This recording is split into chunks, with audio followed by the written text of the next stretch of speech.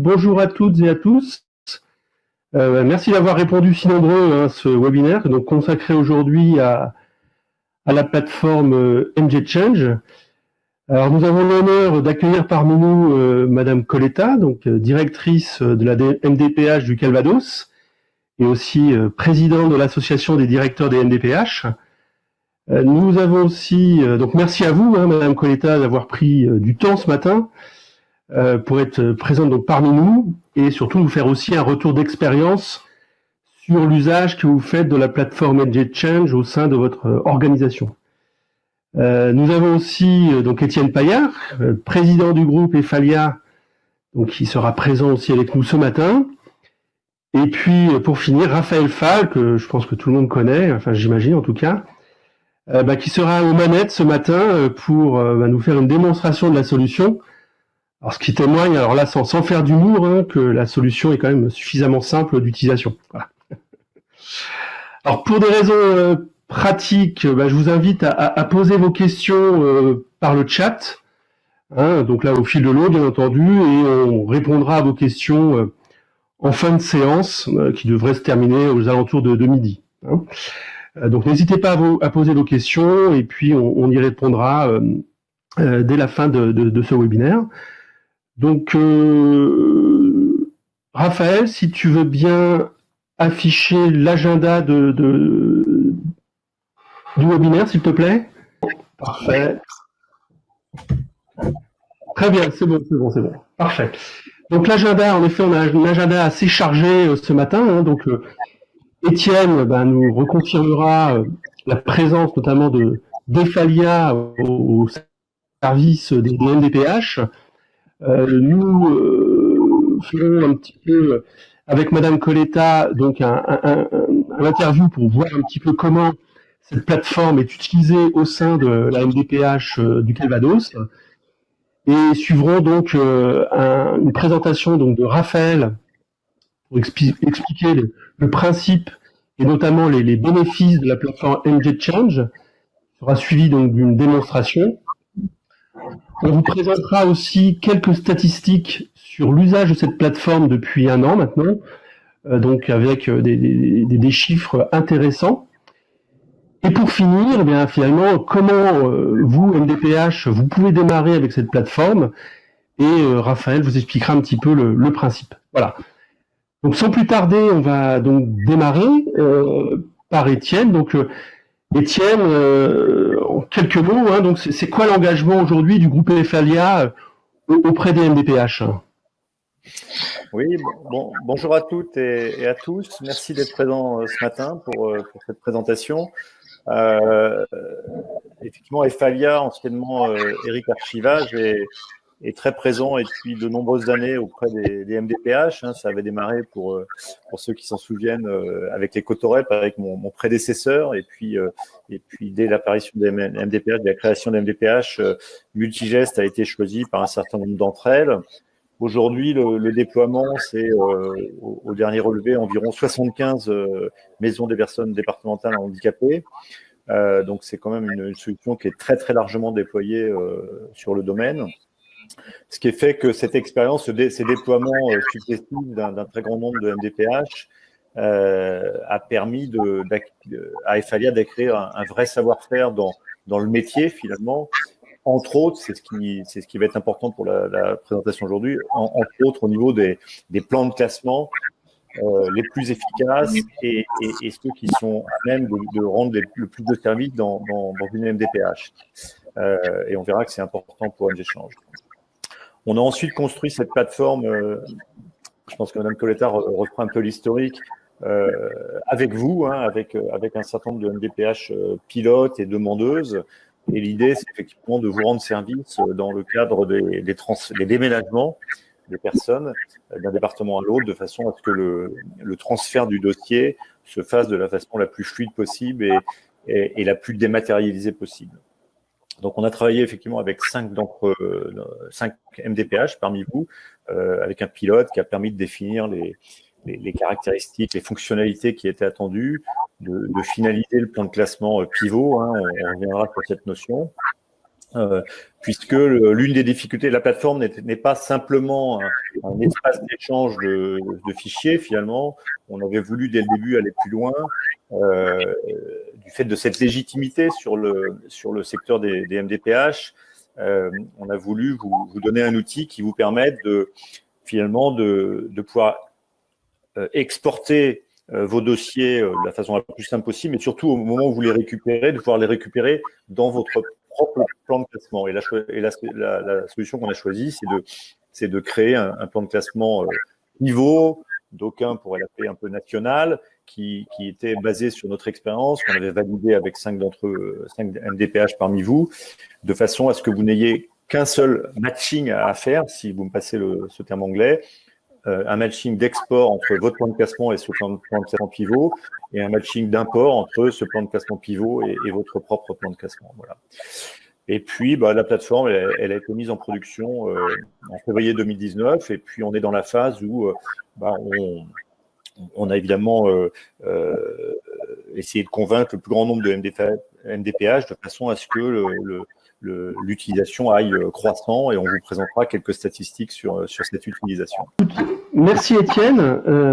Je vais me retourner maintenant vers donc Madame Coletta, afin que nous puissions comprendre les enjeux de cette plateforme au sein de la MDPH du Calvados. Et puis toi, Étienne, je te ferai aussi un peu participer, car j'ai quelques questions pour toi. Voilà. Okay. Donc, Madame Coletta, donc vous avez choisi en effet cette plateforme. Pouvez-vous nous rappeler un petit peu l'origine du besoin et puis l'origine du projet finalement? L'initiative a été prise au moment d'un club utilisateur, d'utilisateurs d'Ephalia pour la GED de nos dossiers. Et on faisait le constat qu'on avait de plus en plus de dossiers à transmettre d'une MDPH à l'autre, que ça pouvait être des dossiers très conséquents, avec des pages multiples. Et le constat que nous avions fait, c'était que ça nous prenait un temps considérable. Nous, ça pouvait aller d'un quart d'heure à 3 quarts d'heure en fonction du nombre de pièces dans le dossier qu'il fallait découper pour remettre dans notre plan de GED, etc. Donc, c'est parti de cette idée-là.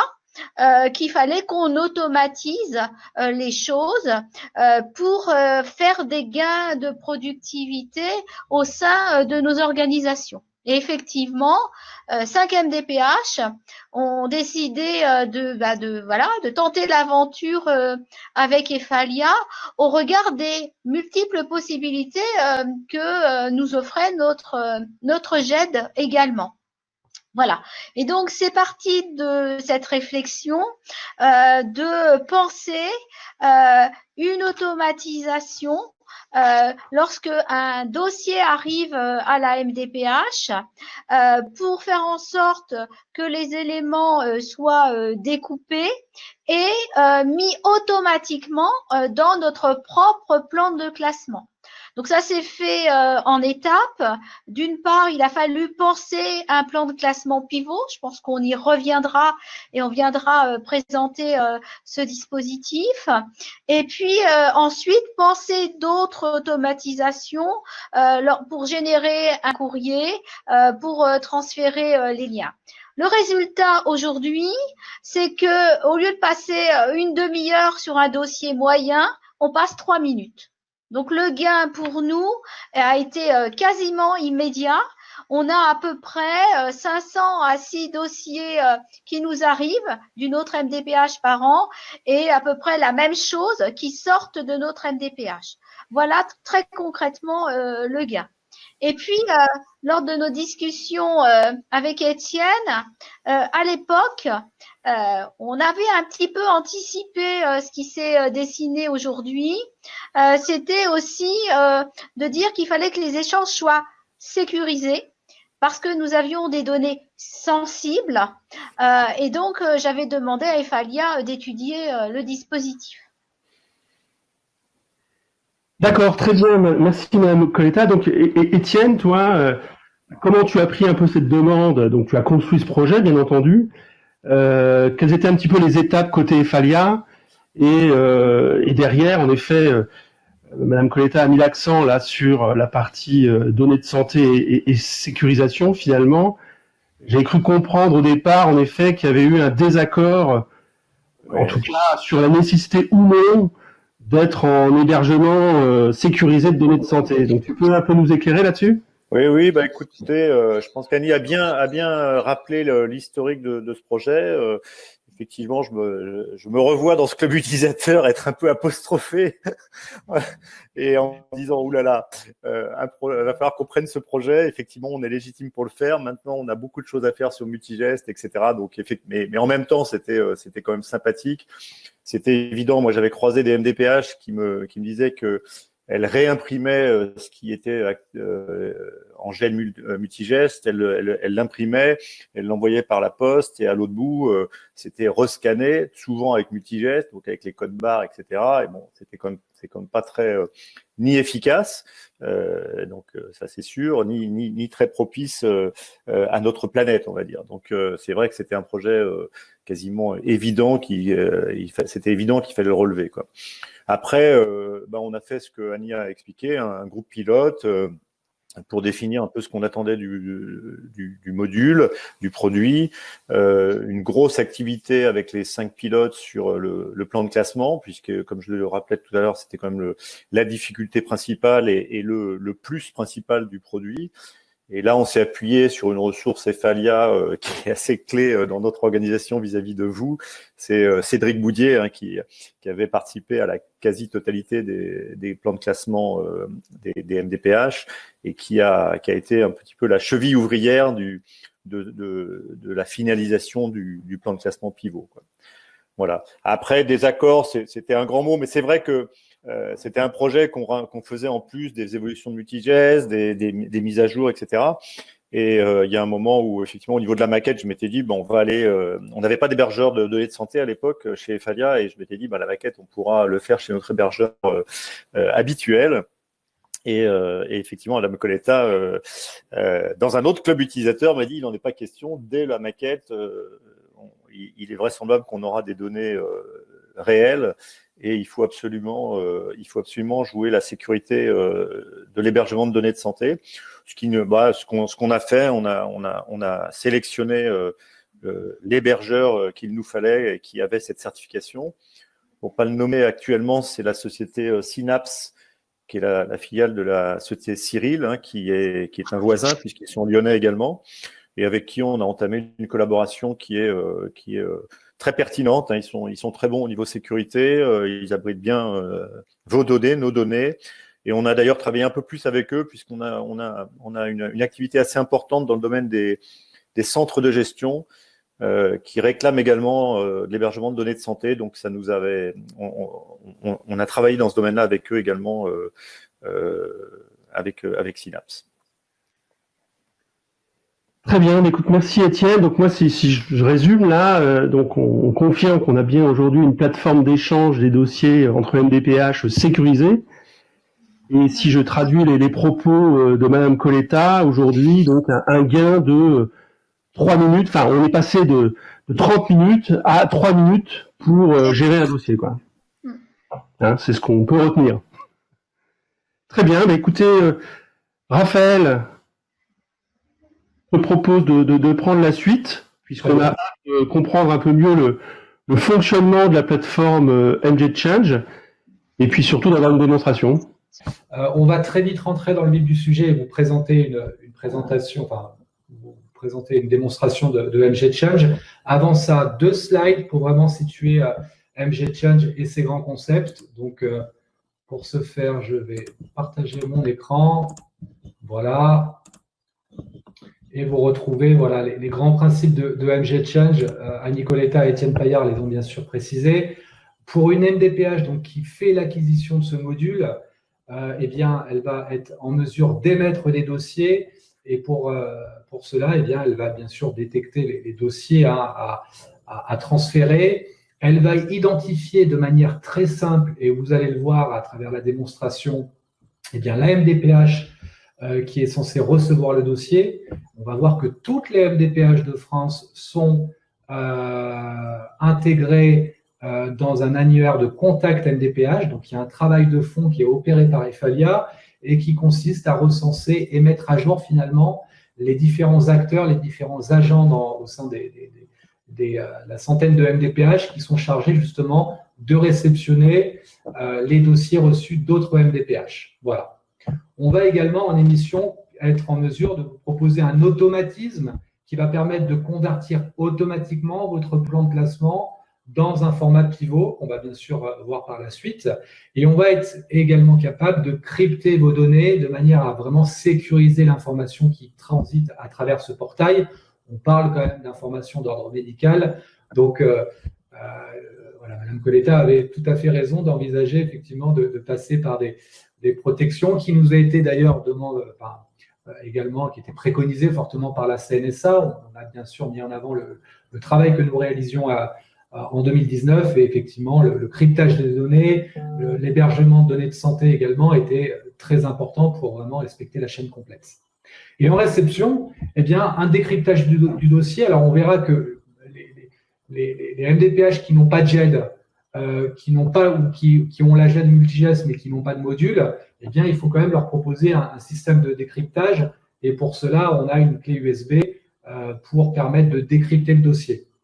Pour des MDPH qui ont multigest et qui font l'acquisition de MGChange, eh bien, le programme de décryptage est directement intégré à la GED. Et on verra également que eh bien, pour une MDPH qui a MGChange, donc le module MGChange, eh bien, on va permettre un reclassement automatique des dossiers qu'a émis la MDPH qui envoie, qui sont donc du coup transformés dans un format pivot et qui vont ensuite intégrer la GED de la MDPH qui reçoit de manière automatique.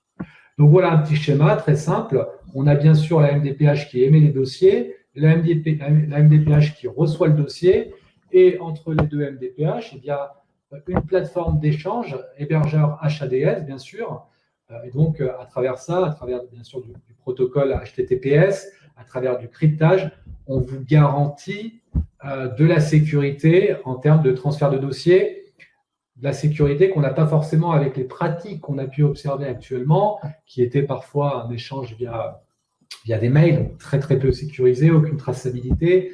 Là aujourd'hui, vraiment, la plateforme est estampillée avec toutes les certifications pour garantir la sécurité de l'information. Voilà, le principe, hein, il est très simple. Le travail pour une MDPH qui acquiert le module est à faire qu'une seule fois, que ce soit pour émettre des dossiers comme pour en recevoir. On vient créer des liens entre votre plan de classement et le plan de classement pivot. Donc, on a réfléchi voilà, avec 5 MDPH sur ce que pourrait être le plan de classement pivot.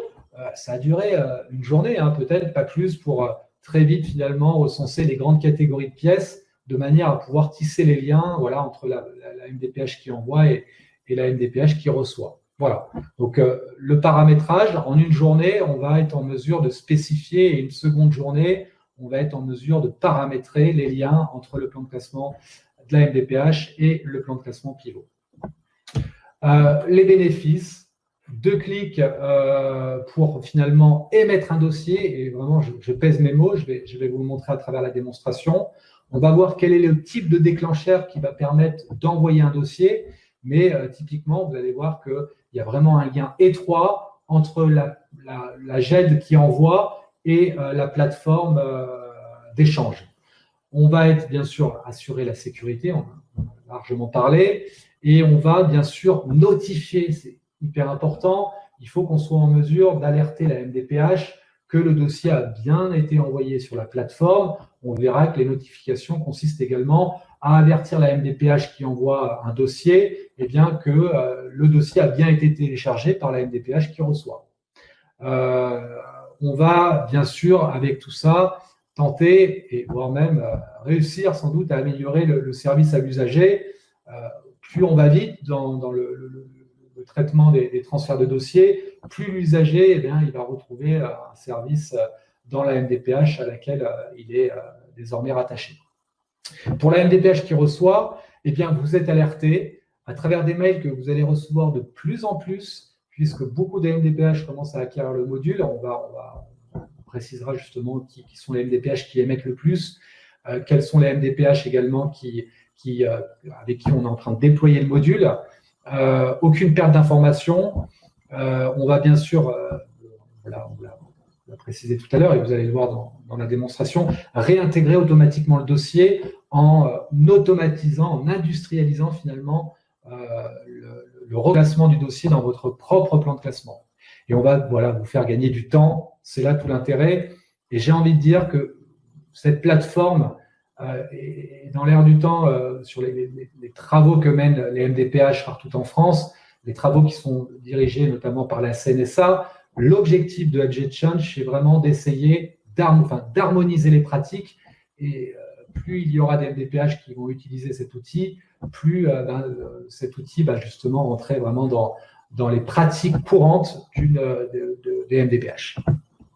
Voilà. Eh bien, écoutez, c'est parti pour la démonstration. Alors, elle est très simple, ma démo, et c'est d'ailleurs le but, c'est de vous montrer finalement deux sessions, la MDPH qui envoie et la MDPH qui reçoit. Donc, on s'est permis de prendre le plan de classement de la MDPH 74. Donc, je vais me connecter avec, alors c'est une base de démo, on vous rassure. Je vais me connecter avec la MDPH qui envoie, à savoir la MDPH 74. La MDPH 74, donc là, je ne vous apprends rien, vous connaissez Multigest, vous connaissez son système d'armoire et vous connaissez le contenu d'un dossier. Si je me connecte au dossier 450 000, le dossier de Durand-Claude, eh bien, Durand-Claude, il est censé effectivement, il déménage, il part à la MDPH 99, elle n'existe pas, c'est volontaire, et ce que je dois faire effectivement, c'est pousser mon dossier Durand-Claude vers la MDPH 99. Donc, pour ce faire, et ça va être finalement le déclencheur, je vais créer un document manuellement. On peut bien sûr imaginer que c'est votre système d'information qui va créer ce courrier, un IODAS, un SOLIS, un Genesis. Je vais le faire manuellement et je vais intégrer un courrier de déménagement. Importer. Alors, il est sur mon bureau, le courrier, mais comme je vous l'ai indiqué, on peut très bien imaginer que ce courrier vienne de l'outil métier. Donc, je l'importe manuellement, pour ma part, parce que je n'ai pas de SI. Et donc, on retrouve un courrier de déménagement, bénéficiaire Claude Durand, qui part de la MDPH 74 vers la MDPH 99. Eh bien, ce courrier, OK, il est intégré à Maged. Je vais juste renseigner finalement le code postal de destination. Et donc, je vais renseigner 99 220. À partir de là, le dossier est transféré. Vous n'avez pas, en tant qu'MDPH qui envoie, à renseigner la MDPH, le contact qui est censé recevoir. On a vu beaucoup d'exemples où finalement les opérateurs qui étaient chargés des envois avaient des listes qu'il fallait mettre en permanence à jour pour savoir qu'à la MDPH, par exemple 99, c'était Monsieur Toto qui était censé les réceptionner. Avec le turnover qu'il y a, on s'aperçoit que c'est très compliqué justement à gérer ces bases contacts. Eh bien, Efalia le fait à votre place de manière à ce que vous puissiez uniquement renseigner le code postal de destination. Alors oui, j'ai oublié de renseigner également ce champ à travers des valeurs dictionnaires. C'est un statut qui me permet effectivement de considérer que dès que je l'ai renseigné et que j'enregistre, eh bien, le dossier dans sa globalité transfère vers la plateforme MGChange. Voilà. Donc, on est bien d'accord que ce courrier, derrière ce courrier, il y a effectivement une fiche nature de document qui est celle-ci et qui intègre le code postal de destination et le statut du transfert. À partir de là, la MDPH 99 reçoit un mail. Un mail l'informant. Alors, je ne suis pas en temps réel, donc j'ai déjà préparé finalement mon dossier. Je vais vous montrer l'exemple de mail que la MDPH reçoit. Alors, à sa première connexion, la MDPH reçoit finalement un mail qui lui permet bien sûr de personnaliser son mot de passe. On lui en propose un par défaut, bien sûr. Elle est capable de le personnaliser. Et à partir de là, elle va recevoir ensuite un second mail l'invitant à accéder au portail puisqu'un dossier vient d'arriver sur la plateforme. Donc, j'accède à travers ce lien à la plateforme, je me connecte, je peux bien sûr personnaliser mon mot de passe et je retrouve le dossier de Claude Durand. Alors voilà, le dossier avait déjà été transféré hier, hein, c'est une démonstration, mais bien sûr, on retrouverait le dossier également de Claude Durand qui a été envoyé aujourd'hui. Voilà, le dossier, je vais donc le télécharger sur mon poste, et au moment où je le télécharge sur mon poste, voire sur un répertoire réseau, eh bien, j'ai effectivement un contenu qui est protégé. C'est-à-dire que derrière, il me faut le décrypter.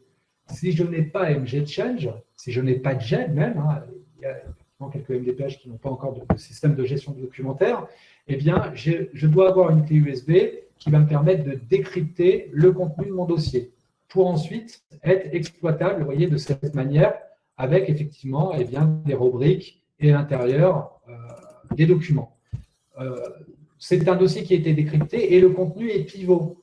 Donc, c'est ça qui est important. La MDPH 74, quand elle a envoyé son dossier vers MGChange, il y a eu une transformation qui a été opérée et qui me permet de restituer le contenu au format pivot.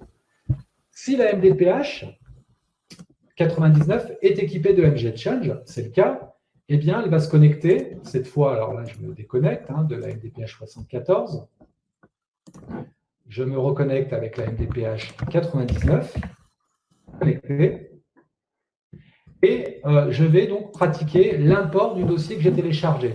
Donc, je vais me positionner dans une bannette de décryptage et je vais glisser finalement mon dossier de Durand-Claude qui est crypté dans cette bannette. Je l'importe.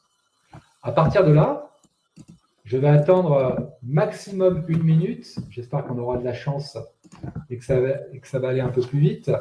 L'idée étant d'analyser cette bannette en permanence et de décrypter le contenu. C'est pour ça que je vous indiquais que l'utilisateur, la MDPH qui a MGChange, dans la GED, eh bien, on propose finalement le système de décryptage. Donc, on se passe finalement de la clé USB qu'on vous a fournie à chacune des MDPH. Alors, il faut attendre peut-être encore une trentaine de secondes. Ça ne devrait pas tarder. Voilà. Vous voyez, là, le flux a disparu et il est parti se classer finalement dans une bannette beaucoup plus standard avec cette fois eh bien, voilà, la possibilité de pouvoir consulter les pièces et de pouvoir bien sûr instruire Durand-Claude en tant que nouveau bénéficiaire finalement dans ma base MDPH 99.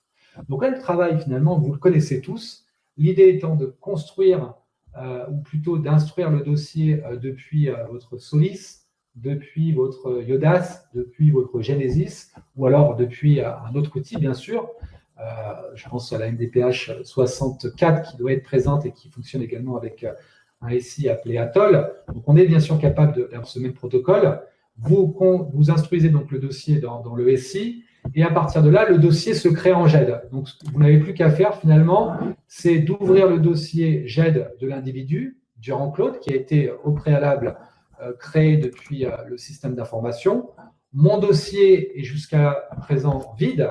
Donc, l'idée, c'est bien sûr de l'alimenter. Eh bien, je prends le dossier, je le glisse, je vais le placer dans une rubrique qui est dossier transféré, sélectionner, OK.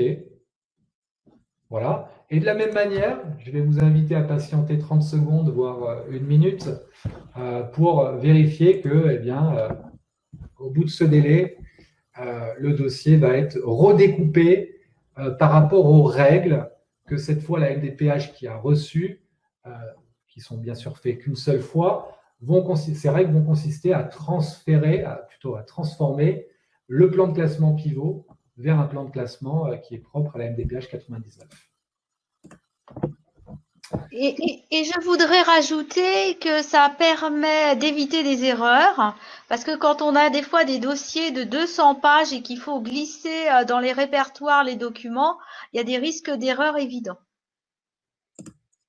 Merci pour cette information. Et effectivement, là, vous voyez que dans le cadre du dossier Durand-Claude, quand il était effectivement connu de la MDPH 74, eh bien, ça s'appelait certificat médical plus loin CERFA. Voilà, la désignation n'était pas la même. Le plan de classement pivot et ses règles de correspondance ont permis finalement ensuite de matcher avec la MDPH qui reçoit. Voilà. Et donc, on retrouve bien les documents, le certificat médical, la demande initiale. Là, pareil, le formulaire était appelé formulaire dans le cadre de la MDPH 74 et dans le cadre de la MDPH 99, elle est appelée demande-001. Donc, on a finalement industrialisé le transfert du dossier et proposé finalement un reclassement automatique à partir des règles et des tables de correspondance. Voilà pour la démonstration. J'ai essayé de faire le moins de clics possible, hein, c'est la réalité. Il y a beaucoup de tâches de fond hein, qui fabriquent ensuite les contenus en envoi comme en réception. En tout cas, Raphaël, ça a duré moins de 3 minutes. Hein. Donc, c'est parfait. L'explication, voilà. Voilà pour la présentation. Est-ce qu'on peut peut-être commenter ensemble oui, voilà, comment suis-je informé? C'est important. La notification, elle est hyper importante hein, et on va essayer d'avoir des notifications qui sont les plus pertinentes possibles hein, pour les agents. On ne va pas envoyer 50 mails par jour, l'objectif étant de réaliser des synthèses en émission comme en destination. Un mail pour notifier finalement qu'un dossier est parti, c'est hyper important. J'envoie un dossier, j'ai renseigné mon code postal, et bien tout de suite j'ai un mail qui m'informe que le dossier est bien parti vers la MDPH 99. Un mail pour également m'informer que la MDPH 99 a bien téléchargé le dossier. Et un mail également pour m'informer que la MDPH 99 n'a pas téléchargé son dossier. Et que par conséquent, nous, et là c'est effectivement en fonction notamment du RGPD, des préconisations de la CNSA, on va chercher bien sûr à ne pas conserver à vita aeternam un dossier qui n'est pas téléchargé. Donc il y a des règles, je ne connais pas encore bien les détails hein, de la plateforme, mais au bout d'un moment on supprime hein, le dossier de la plateforme s'il n'a pas été téléchargé. On informe la MDPH qui a envoyé le dossier, comme quoi le dossier n'a pas été téléchargé, et donc la MDPH renvoie son dossier. Nous, c'est important de le préciser, et Falia assure vraiment, il y a de l'infogérance, c'est-à-dire qu'au bout d'un moment, on appelle la MDPH pour savoir qu'est-ce qui se passe, pourquoi ça bloque, pourquoi les dossiers n'ont pas été téléchargés. Donc il y a une action des Falia, on remercie Fernando hein, qui passe beaucoup de temps là-dessus, à pouvoir faire le travail d'alerter les MDPH pour effectivement télécharger leur dossier. Voilà. On espère que ça devienne naturel ensuite et qu'effectivement les MDPH intègrent vraiment ces mécanismes dans leur organisation. Et pour la MDPH qui reçoit, eh bien, on vient effectivement leur permettre de créer un compte avec des mots de passe bien sûr qu'ils peuvent personnaliser. On vient leur proposer bien sûr un mail pour les prévenir d'un nouveau dossier à télécharger et on vient également les relancer pour les informer que les dossiers, par exemple, ne seront plus accessibles d'ici 10 jours parce qu'on va dépasser le délai de conservation dans la plateforme. Voilà. On est bien sûr ouvert à tout type de notifications qui vous sembleraient pertinentes. C'est un module qui va continuer à évoluer. Donc là, bien sûr, à travers la plateforme Mojo, à travers des mails que vous pouvez m'adresser, n'hésitez pas à me remonter en tant qu'utilisateur eh bien, toutes les notifications qui vous sembleraient pertinentes. Avant de passer aux questions-réponses, c'est assez intéressant finalement ce nouveau service puisqu'on a un maximum d'informations finalement sur ce qui se passe en France et sur les transferts de dossiers d'une MDPH à une autre. Donc on a des relevés, on ne vous a pas tout mis parce qu'on pourrait vraiment avoir une mine d'informations assez importante, mais sur les transferts de dossiers, on a fait par exemple des constats qui sont assez intéressants, c'est qu'il n'y a pas forcément de règles par rapport à des départements limitrophes. On voit que les stats, elles ne sont pas forcément essentiellement portées sur, en général, la MDPH 14, par exemple, va communiquer avec les MDPH qui sont autour d'elle. La règle, elle n'est pas vérifiée. On constate que ça peut vraiment aller d'un département à un autre, hein, du 14 vers le 34. Donc, on a constaté ce genre d'informations assez intéressantes qu'on peut bien sûr vous rendre disponibles. Et on a bien sûr tracé l'ensemble des dossiers qui transfèrent depuis MGChange. C'est plus de 1300 dossiers qui sont déjà passés par MGChange. Sur les 6 derniers mois, il y en a 340 hein, qui ont transité via notre plateforme. Et on a fait un constat, c'est que toutes les MDPH partout en France ont, à l'exception d'une, il me semble, ont téléchargé déjà un dossier depuis MGChange. C'est-à-dire qu'aujourd'hui, il y a 10 MDPH qui envoient des dossiers à travers MGChange. Et ces 10 MDPH ont alimenté la centaine de MDPH recensés dans notre base contact. Donc ça, c'est important puisque ça met en avant que MGChange est connu, on va dire, à ce jour de toutes les MDPH partout en France. Voilà pour les deux statistiques finalement qui nous paraissaient intéressantes de mettre en avant. Il y en a beaucoup d'autres. Et bien sûr, on essaiera d'avoir une sorte de communauté MJ Change de manière à vous partager de l'information sur ces trafics. Voilà, comment démarrer? Alors là aussi, c'est important de le préciser, mais MJ Change, il faut vraiment le considérer comme un micro-projet. On va être capable de l'intégrer dans le cadre d'une mise à jour. Hein, si vous évoluez d'une version 9.5 vers une version de V9.6, eh bien, on peut très bien intégrer également le projet MJ Change avec 2 à 3 jours max de prestations qui vont consister à analyser votre plan de classement, à faire la correspondance avec le plan de classement pivot, à parler avec la DSI pour mettre en place les accès à cette plateforme. Ça demande des protocoles bien, un peu particuliers, les accès notamment à des plateformes HTTPS, ces choses-là. En 2-3 jours, c'est terminé. On est capable d'opérer le tout à distance et de le confondre avec finalement votre projet qui va être une migration, voire même, je pense à la MDPH 05 avec qui on va démarrer un projet, eh bien, on va l'intégrer naturellement dans votre projet. GED, il me paraît évident que la MDPH 05 va, au moment de tourner la clé et passer en production multigeste, eh bien, va opérer très vite finalement les transferts de dossiers depuis MJ Change. Voilà comment on est capable d'intégrer MJ Change et je pense avoir terminé. Très bien, mais merci Raphaël. Je pense qu'on va pouvoir passer aux questions. Je pense que si je me permets, je vais te les poser, soit à toi, soit à Mme Coletta ou à Étienne. Donc on va les prendre un peu dans l'ordre. Donc il y a Madame Leroux qui nous pose la question suivante. Si la MDPH qui réceptionne n'a pas MJ Change, donc n'a pas pris l'abonnement, comment cela se passe exactement, notamment avec la clé USB? Alors, je vais être très. Tout à l'heure, je vous ai montré sur un bureau qu'il y avait un dossier qui était décrypté et un autre qui ne l'était pas. Typiquement, quand la MDPH qui n'a pas MJ Change accède à la plateforme, alors elle accède de la même manière qu'une MDPH qui aurait MJ Change, elle va télécharger le dossier zippé et crypté sur son bureau et elle va tout simplement brancher la clé USB, va s'ouvrir automatiquement une interface de décryptage, 2 étapes, et donc ensuite, de la même manière, sur son bureau, elle va retrouver le dossier décrypté. Et effectivement, là où elle va devoir opérer manuellement le redécoupage dans sa propre GED. Voilà. Ce qu'il faudrait préciser, c'est vraiment que toutes les MDPH l'ont, cette clé-là. Alors souvent, elle est détenue par une personne et l'ensemble des autres professionnels de la MDPH ne le connaissent pas. Et des fois, c'est vrai qu'on a des refus de dossiers parce qu'ils pensent qu'ils n'ont pas la clé de décryptage. Donc, il va falloir de nouveau qu'on recommunique vis-à-vis de toutes les MDPH pour bien leur signifier qu'ils ont effectivement cette clé de décryptage. Tout à fait. Et on peut même envoyer, c'est ce qu'on a fait avec beaucoup de MDPH, plusieurs clés parce qu'on sait qu'il y a du turnover. Et donc, à partir de là, bonjour Laurent.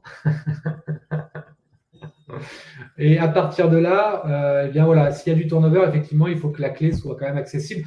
Alors attention, la clé, elle n'a pas vocation à alimenter tous les agents d'une MDPH. La tendance veut que ça soit 2 à 3 personnes, donc on fournit ces 3 clés. Après, le constat est simple, c'est qu'aujourd'hui, il y a 74 MDPH qui sont équipés de multigestes. L'objectif, c'est de couvrir vraiment un maximum de MDPH avec le module. Et là, vous vous dispensez de toute clé USB. Parce que le programme de décryptage est directement intégré au module. Très bien, merci. Donc, une autre question pour Madame Coletta. Madame Coletta, donc c'est une question de Morgane Bouvier. Chez vous, comment gérez-vous les transferts et imports de dossiers? Est-ce qu'il y a une personne référente ou plusieurs? Alors, chez nous, c'est mes 2 correspondants informatiques qui gèrent ça. Tous les jours, ils se connectent et ils font les imports ou les exports. Je vous dis, en 2-3 minutes, c'est fait. En plus, on a automatisé avec des courriers qui sont dans Solid. Et vraiment, les choses se font tout à fait naturellement. Merci beaucoup. Donc, question d'Erwan Squarneck. Pourquoi l'archive chiffrée n'arrive pas directement dans une bannette mail du destinataire spécifique? Erwan, Ça nous est demandé, ça me paraît logique. Hein. Je pense que ça pourra intégrer un B2 de MG Change. Aujourd'hui, voilà, effectivement, il y a quelques actions manuelles à prévoir. Et on a effectivement ce programme de décryptage qui fait partie d'une bannette système. Demain, on essaiera de gagner également en efficacité en construisant directement des téléchargements vers des bannettes, on va dire, particulières. Donc, ça sera sans doute une B2. J'ai une autre question d'Olivier Flambard, là. Donc, faut-il un certificat type RGS pour mettre en œuvre cette solution? Non, aucun. Oui, d'accord. On va chercher à signer les flux, ce n'est pas l'objectif.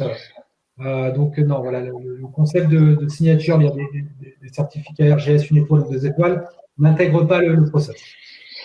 Donc, une question très intéressante de Cédric Clavier. Donc là, peut-être pour toi, Étienne. Y aura-t-il la possibilité d'échanger des dossiers avec tous les partenaires des MDPH? En gros, l'éducation nationale, des conseils départementaux, MDS, plateforme d'échange, mais finalement ouvert à d'autres partenaires. Techniquement, effectivement, d'une certaine façon, tout est possible. Il faut qu'on définisse le besoin et les modalités, les fonctionnalités attendues. Mais oui, j'avais une première demande de certains départements pour faire des échanges entre la MDPH et le département, par exemple, lorsque les installations sont différentes.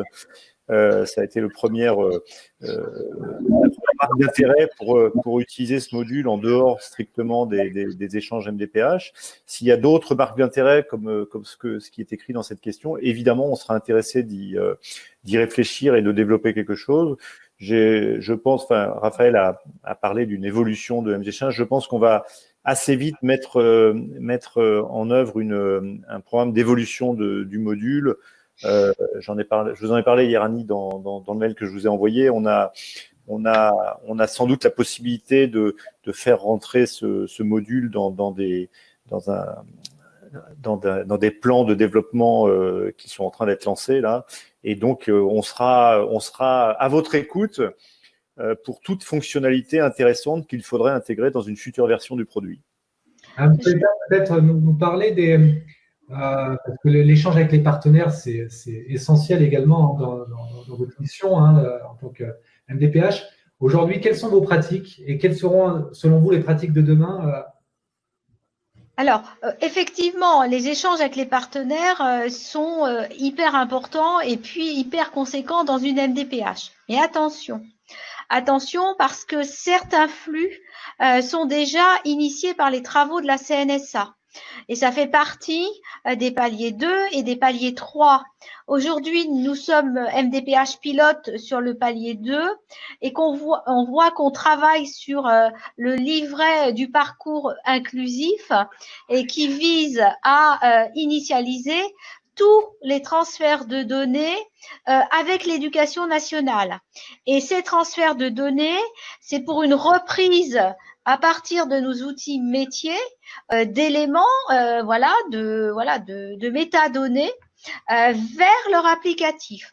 Et tout ça, ça fait partie des travaux. Alors, il y a pour certains partenaires où les choses vont être légiférées et introduites dans la réglementation et pilotées par la ZIP Santé en lien avec la CNSA. Donc, c'est tous les transferts de données éducation nationale, les transferts de données vers Pôle emploi, les transferts de données vers la CEPAM et vers la CAF. Alors après, vers les autres partenaires, effectivement, ça a tout son sens pour des services du conseil départemental lorsqu'on est sur des bases séparées. Ou lorsqu'on veut aussi préserver et rentrer dans le cadre du RGPD, parce qu'on ne doit donner que les seules données qui sont indispensables au fonctionnement du service. Donc effectivement, le plan de classement pivot entre un plan de classement MDPH et un plan de classement d'un service du département peut être quelque chose de recherché. Donc c'est vrai que c'est quelque chose qu'il faut qu'on puisse aussi travailler avec la CNSA. Faisant partie des MDPH pilotes, j'ai vu que le module d'échange de dossiers entre MDPH était une demande forte des MDPH et rentrait dans le cadre de la priorisation. J'ai toutefois indiqué qu'il existait déjà ce module MG Change qui permettait de réaliser ce travail-là. Et donc, la CNSA est bien informée de son existence aussi, parce que la CNSA a plutôt vocation à développer des outils et des flux qui aujourd'hui n'existeraient pas avec les autres partenaires, mais qui doivent être absolument bordés dans le cadre de la législation. Et je pense notamment avec tous les travaux autour de l'e-santé, avec les établissements médico-sociaux, et que peut-être là aussi, de ce côté-là, avec les établissements médico-sociaux, il y aura peut-être un échange à penser, puisque la législation nous donne l'obligation, dès lors qu'un individu est admis dans un établissement, à lui adresser l'ensemble des pièces qui ont concouru à l'évaluation et qui ont fait l'orientation dans cet établissement et service. Voilà. Donc, c'est peut-être un des chantiers à venir. En sachant, M. Clavier, qu'on peut également, en complément d'MG Change, vous proposer également des portails avec la possibilité de créer des vues et les mettre à disposition finalement de partenaires. Donc, c'est quand même en dehors de MG Change et en dehors des projets futurs qui effectivement verront forcément le jour prochainement, on vous propose déjà à travers la GED des possibilités de partage sécurisé de l'information vers vos partenaires. Et Erwan Squarneck nous pose la question sur la version. Alors, j'ai toujours envie de dire la dernière, mais bon, je vais être également vous dire aujourd'hui, cette version MG Change est compatible à partir de la version 9.5.2. Voilà. Quels sont les coûts moyens à prévoir? Je réponds aux deux questions peut-être de la MDPH 79. Clairement, ça va varier en fonction du département et de sa taille. Ça va varier entre prestations incluses, hein, c'est important de le préciser, et modules inclus, entre 5 et 10 000 euros. Voilà. On considère que c'est un module qui peut varier par rapport à la taille de la collectivité. Clairement, on voit que le Nord, aujourd'hui, il y a 2 ETP qui font ce travail tous les jours. Donc voilà, ça ne sera pas le même prix que pour la MDPH, une MDPH beaucoup plus petite, qui effectivement a quelques dossiers à traiter chaque jour. Erwan Squarneck du 41 me pose la question sur les clés de déchiffrement. Je ne suis pas capable de vous répondre, M. Squarneck. Aujourd'hui, effectivement, il n'y a pas eu d'évolution sur le programme de déchiffrement. Donc, je vous répondrai par mail si vous le souhaitez. Est-ce que ce module... là, je pense que la question vient de la MDPH de l'Oise, sans doute, puisqu'elle est équipée de File Director, qui est une solution du groupe FAVIA également. La réponse est oui. En tout cas, on saurait faire ce travail qui va consister à avoir le même rendu. On l'a d'ailleurs chiffré très récemment auprès de la DSI du département. Donc oui, si jamais vous souhaitez MG Change, on sera capable de vous mettre le même rendu que vous avez actuellement, que vous avez pu voir à travers Multigest. Merci André. Voilà. A priori, j'ai répondu. Très bien, écoute Raphaël, je pense qu'on a pu balayer en effet l'ensemble des questions. Merci Madame Coletta pour votre présence. Merci. D'avoir donc participé à la totalité du webinaire et des compléments d'information que vous avez pu donner aux invités. Merci Étienne, merci Raphaël. Merci à toi Christophe. Et je vous souhaite à tous bon appétit et puis surtout à très bientôt pour un prochain webinaire. Merci à vous. Merci, bonne journée.